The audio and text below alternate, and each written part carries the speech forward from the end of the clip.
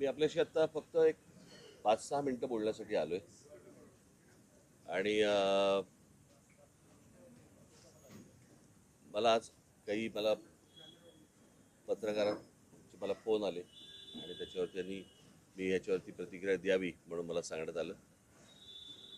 त्याच्यामुळे मी एक 5 मिनटं आपल्याशी हा विषय बोलणार आहे आणि संपणार आहे. खरं तर आत्ता मला प्रेस घेणं किंवा आत्ता काही बोलणं, कारण माझ्या मुलाखती झालेल्या आहेत,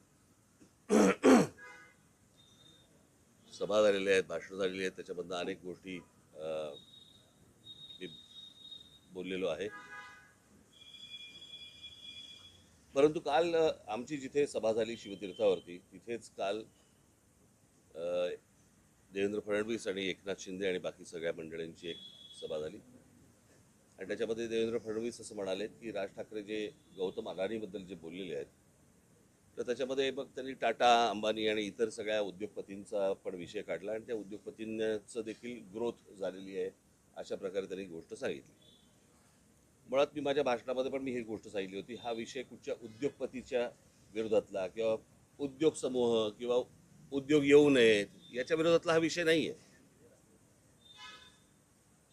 विषय आहे की उद्या अंबानी असतील, टाटा असतील, इतर उद्योग समूह असतील, बिर्ला असतील, कोणी हिंदुजा असतील, अजून कोणी लोक असतील, त्यांना इथपर्यंत पोहोचायला साधारणपणे 50, 60, 100 वर्ष लागलेली आहेत. पण यांच्याही पलीकडे एक माणूस जातो आणि तो 10 वर्षातच फक्त मोठा होतो. माझा विषय तिकडे आहे. म्हणजे उद्या तुमचं सिमेंट पासून, स्टील पासून, पोर्ट्स पासून, एअरपोर्ट्स पासून, विजेपासून या सगळ्या गोष्टींची मोनोपॉली ज्या वेळेला एका माणसाकडे यायला लागते, त्यावेळेला एखादा माणूस हा या देशाला वेठीस धरू शकतो आणि त्याला सगळ्या गोष्टी पुरवणारं हे केंद्र सरकार ज्या वेळेला असतं आणि त्यांना ज्या वेळेला केंद्राकडनं ज्या वेळेला पूर्णपणे एक रेड कार्पेट असतं आणि कुठेही जा आणि काही करा, माझा आक्षेप इकडे आहे. उद्या उद्योगधंदे वाढले, उद्योगपती वाढले, उद्योग आल्यानंतर इथे रोजगार निर्माण होतो, रोजगार निर्माण झाल्यावरती बाबा घरं उभी राहतात, मुलं मुली उभी राहतात, त्यांना नोकऱ्या मिळतात, त्यांचे संसार उभे राहतात. त्याच्यामुळे उद्योगाला विरोध आहे वगैरे हे असल्या मूर्खपणा माझा बोलण्यातनं नव्हता आणि नाही आणि येणारही नाही कधी. परंतु एक गोष्ट मला आपल्याला नमूद करू इच्छितो मी आपल्यासमोर की या सगळ्या ह्याच्यामध्ये अंबानी घ्या, टाटा घ्या, अजून कोणी उद्योगपती घ्या, बिर्ला घ्या, कोणी यांची एम्पायर स्वतः उभी केलेली आहेत. यांचे उद्योग स्वतः उभे केलेले आहेत. म्हणजे आज जर समजा तुम्ही विमानतळ ही एक जर समजा गोष्ट बघितली तर 7 का 8 विमानतळं आज गौतम अदानींना देण्यात आलेली आहेत केंद्र सरकारकडनं. आणि त्यातलं फक्त एक नवी मुंबईचं विमानतळ सोडलं तर एकही विमानतळ हे गौतम अदानींनी बांधलेलं नाही. ही दुसऱ्यांनी बांधलेली, दुसरे चालवत असलेली किंवा केंद्र सरकारच्या हातात असलेली ही सगळी विमानतळं आहेत. त्याच्यामुळे एक विमानतळ सोडलं तर दुसरं कोणतंही विमानतळ हे गौतम अदानींनी उभं केलेलं नाही. पोर्ट्स याच्यामध्ये एक मुंद्रा पोर्ट सोडलं तर जेवढी पोर्ट्स आत्ता त्या गौतम अदानींच्या हातामध्ये आत्ता आहेत यातलं एकही पोर्ट हे गौतम अदानीने स्वतःहून उभं केलेलं पोर्ट नाही. ही दुसऱ्यांची पोर्ट्स होती, त्यांना गन पॉईंटवरती आणून त्यांच्याकडनं ही संपूर्णपणे पोर्ट्स विकत घेतलेली आहेत.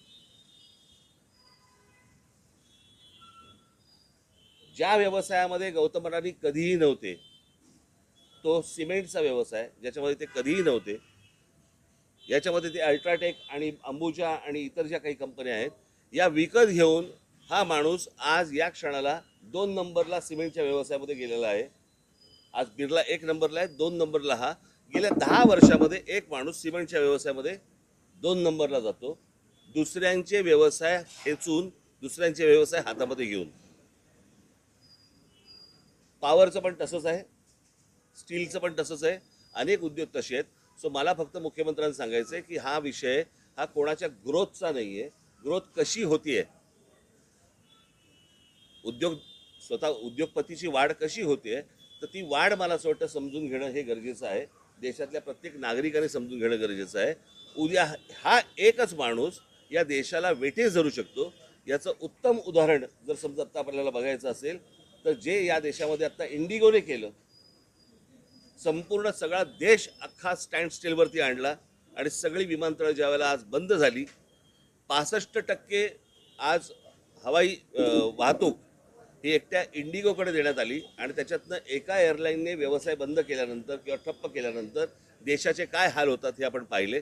मला असं वाटतं हा धोका सर्वाधिक आहे आणि तो धोका मला असं वाटतं मुख्यमंत्र्यांनी समजून घेणं गरजेचं आहे किंवा त्यांना समजणं गरजेचं आहे किंवा अर्थात समजलं असेल पण ते आता सांगतील तरी कोणाला.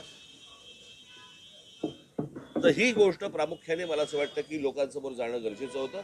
आणि हे उद्योग उभे करत असताना गौतम अदानींना अर्थसहाय्य कुठून झालं, कोणकोणत्या बँकांना आणि कोणकोणत्या इतर इन्स्टिट्यूशन्सना यांना अर्थसहाय्य करायला लावलं. उद्या जर अशा प्रकारचं जर उद्या गोष्टी कोलॅप्स झाल्या तर नोकऱ्यापायी नोकऱ्या जातील, देश बर्बाद होईल आणि हा एक दिवस देश ठप्प होईल. माझा सांगण्याचा उद्देश हाच होता. आणि एक ते टूल वापरून ज्यावेळेला महाराष्ट्रामधली शहरं ज्यावेळेला काबीज करायला ज्यावेळेला तुम्ही जाता, तो धोका मला असं वाटतं महाराष्ट्रासाठी खूप मोठा आहे. त्यावरतीचं माझं भाष्य होतं. हे मला तुम्हाला फक्त सांगायचं. ठीक आहे, धन्यवाद.